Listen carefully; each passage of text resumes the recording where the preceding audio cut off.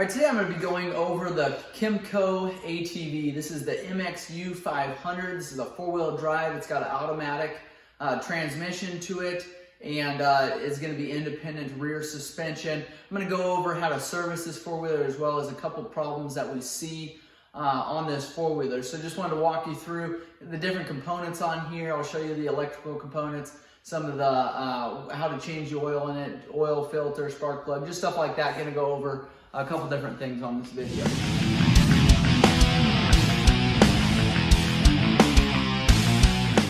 On your left hand side here is a cover, and when we get to the seat there, I'll show you how to pull that cover. But you've got a clip here, clip down here, and then a clip up here and underneath the seat up here. You do have to pull those clips to remove this cover. In behind that cover there, you will find the spark plug. Your ignition coil is on that side, a couple different sensors. But I've done several other videos on replacing that spark plug. It can be a bit of a challenge. It takes a NGK CR7E to replace that spark plug. So you've got your front differential down there. Right here you'll see the differential fill bolt. Right underneath that is your check bolt, and then right directly underneath of your differential, kind of on the other side, it'd be on the right hand side, is your drain plug. So it takes an 80 weight hypoid gear oil, so it's kind of a stiffer oil, so make sure you allow plenty of time for that oil to drain.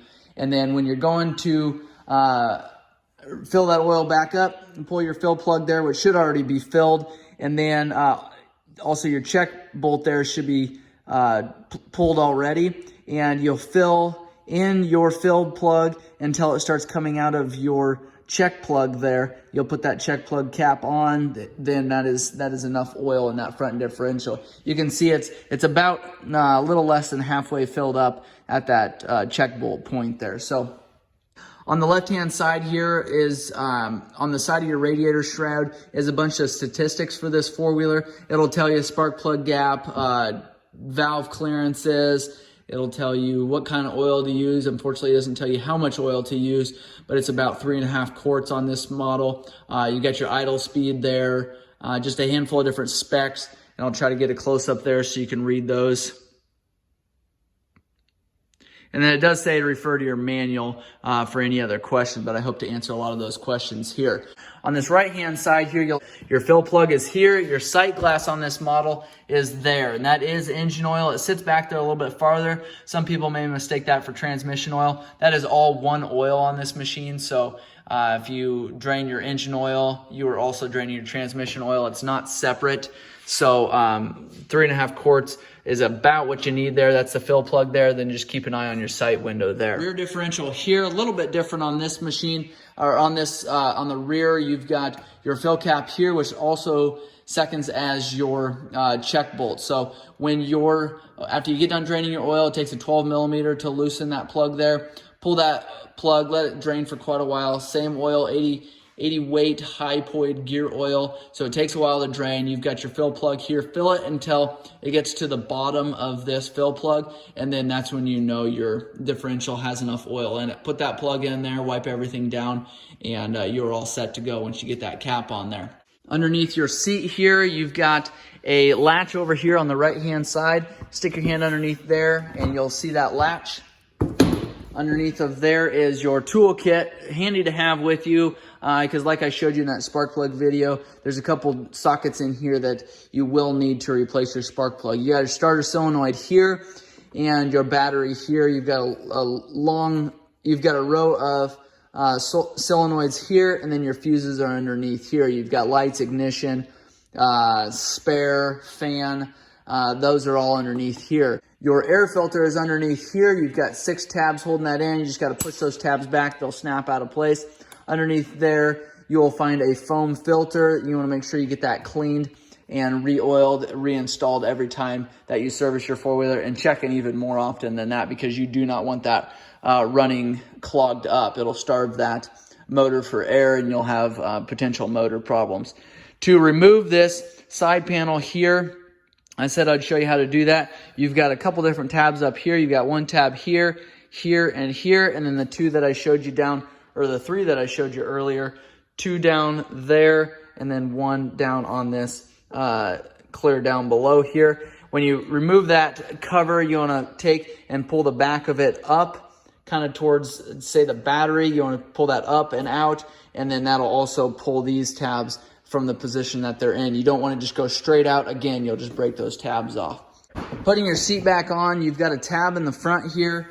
You've got tabs on either side of your seat here, right here, and then you've also got your latch underneath there, as well as two knobs that want to sit in those rubber positions there. So keep that in mind. There's a lot of tabs that you got to line up there, keep things straight, and put that seat on carefully so you're not breaking those tabs off. All right, changing your oil. I went through how to fill your oil, and I just wanted to show you how to drain it and where your oil filter is. On this model, you can see a handful of different holes in the bottom of the skid plate here. The largest one right here in the center is where your drain plug is going to be for your oil.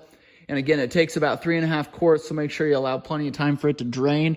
You want to pull that. It's a 17 millimeter. And then on the right-hand side of your four-wheeler is where you're going to find your oil filter. It's behind this right side cover, but it's up here. And it is a HF 147, and I use a high flow oil filter. On your right hand side, while we're over here, is your brake pedal. You want to make sure that that's adjusted properly. You want to make sure also that your foot isn't constantly resting on that brake pedal while you're going down the road. You're going to wear out your brake pads very quick doing that and heat that disc up. Another thing I wanted to show you here on the front side of your four-wheeler is your, on the right hand side is your VIN number. So a lot of times you find them on the bottom frame rail of your four-wheeler. This Kymco happens to have it up here right behind the radiator fan. You'll see a 17-digit number, and that'll tell you what model it is, what year it is, where it's manufactured, stuff like that. So I just want to point that out to you. On the left-hand side of your motor there, you'll see right underneath of this clutch cover and kind of right above this footwell, if you can see through there, there is your engine number. So if you're looking for that for any specific reason, make sure you look in that position there. If you have questions on this Kymco four-wheeler, make sure you leave those in the comments below. If this video has been helpful, make sure you give me a thumbs up. Subscribe to my channel. We've got hundreds of other videos on the ATVs service-wise and motorcycles, anything power sports.